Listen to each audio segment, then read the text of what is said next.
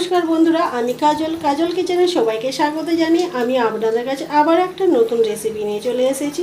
আজ আমি বানাবো তরমুজের খোলা দিয়ে পাঁপড়। তো তরমুজের খোলা না ফেলে এইভাবে আমার মতো পাঁপড় বানিয়ে বাড়িতে রেখে দিন। নিয়েছি তরমুজের খোসা, এই লাল অংশটা আর এই সবুজ অংশটা কেটে বাদ দিয়ে দেব। তো আমি বটি দিয়ে কেটে নেব, আপনারা ছুরি দিয়ে কেটে নিতে পারেন। তো এরকম প্রথমে সরু সরু করে নেব। লাল অংশটা আছে এটা কেটে বাদ দিয়ে দেব, আর এইদিকে সবুজ খোলার অংশটা আছে এইটা পাতলা করে কেটে নেব। এইভাবে সবগুলো কেটে নেব। তো সবগুলো আমি এইভাবে কেটে নিয়েছি, আরও ছোট ছোট করে কেটে নেব।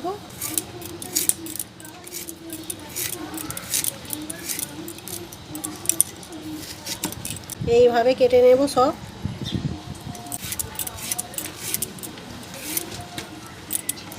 তরমুজের খোসাগুলো আমি এইভাবে কেটে নিয়েছি, এবার ধুয়ে নেব ভালোভাবে।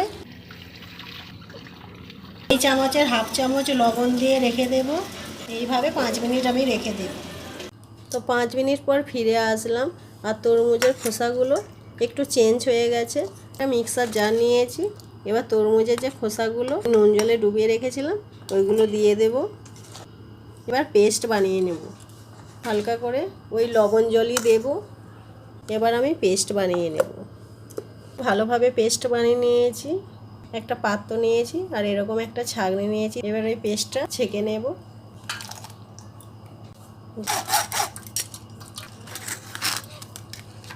এই যে এইগুলো দানা দানা রয়ে গেছে, এগুলো ফেলে দেব। এইভাবেই সবগুলো ছেঁকে নেব। তো আমি তরমুজের খোসাগুলো সব ছেঁকে নিয়েছি। তরমুজের যে খোসার রসটা ছেঁকে রেখেছিলাম এবার কড়াইয়ে দিয়ে দেব। এবার অল্প করে জল দিয়ে দেব। সামান্য লবণ দিচ্ছি, গোটা জিরে। আপনাদের কাছে যদি হিং থাকে তাহলে অল্প করে হিং দিতে পারেন, হিং দিলে আরও টেস্টটা ভালো হবে পাঁপড়ের।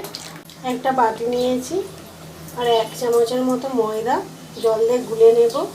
অল্প করে জল দেব। ময়দাটা গুলা হয়ে গেছে। সামান্য শুকনো লঙ্কাকে কেটে নিয়েছি ওইগুলো দিয়ে দেব। তো ভালোভাবে ফুটে গেছে।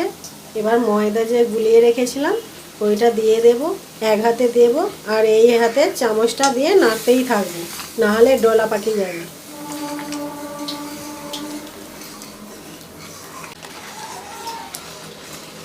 দেখুন কত ঘনত্ব হয়ে গেছে, আর একটু ঘন করে নেব। একটা স্তর পড়ে যাচ্ছে দেখুন, এইরকম থাকবে। এবার গ্যাসটাকে অফ করে দিয়েছি। এবার আমি নামিয়ে ঠান্ডা করে নেব। তোমার পাঁপড় করার যে ব্যাটারটা করেছিলাম ওইটা ঠান্ডা হয়ে গেছে। একটা কুলো নিয়েছি, কুলোর মধ্যে প্লাস্টিক বিছিয়ে দিয়েছি আর একটু সাদা তেল দিয়েছি। এবার পাঁপড়গুলো করে নেব। আমি খুব বেশি বড় করব না, ছোট ছোটই করব।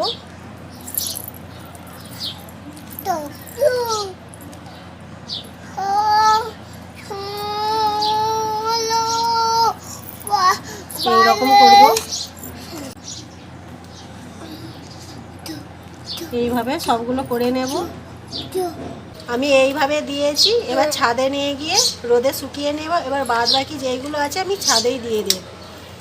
তো পাঁপড়গুলো শুকনো হয়ে গেছে, আমি একদিন মাত্র রোদে দিয়েছিলাম আর কতটা পাতলা হয়েছে দেখুন, একদম কাগজের মতো প্রত্যেকটাই।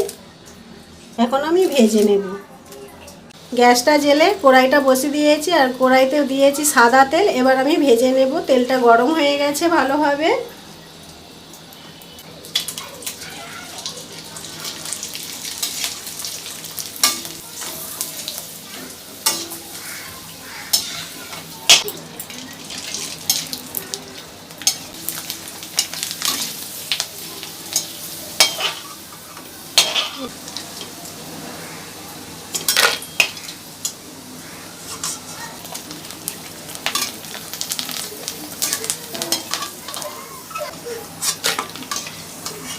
তো তৈরি হয়ে গেল তরমুজের খোসা দিয়ে পাঁপড় ভাজা।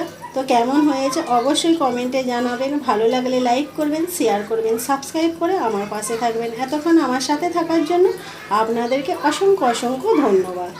তো সব পাঁপড়গুলো আমি এইভাবে ভেজে নিয়েছি, আর ওটা ভেঙে দেখাচ্ছি কতটা মচমচে হয়েছে।